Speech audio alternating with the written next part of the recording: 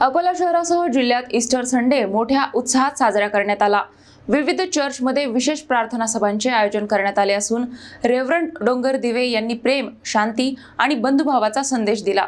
अकोला शहरासह संपूर्ण जिल्ह्यात प्रभू येशू ख्रिस्तांच्या पुनरुत्थानाचा दिवस अर्थात ईस्टर संडे मोठ्या हर्षोल्लासात साजरा करण्यात आला। शहरातील प्रोटेस्टंट आणि रोमन कॅथलिक अशा सुमारे 30 चर्चमध्ये विशेष प्रार्थना सभांचे आयोजन करण्यात आले होते।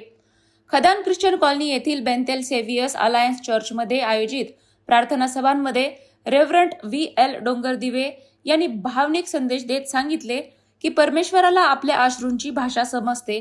प्रभू येशू ख्रिस्तांनी मानव जातीसाठी प्रेम, त्याग आणि बंधुभावाची शिकवण दिली असून आजच्या काळात या विचारांचे अनुकरण करण्याची गरज असल्याचे त्यांनी अधोरेखित केले।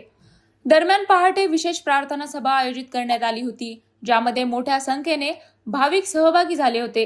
तसेच चर्च परिसरातून दिंडी काढण्यात आली, गीते सादरीकरण करण्यात आली आणि भाविकांनी गाऊन नाचून आनंद व्यक्त केला।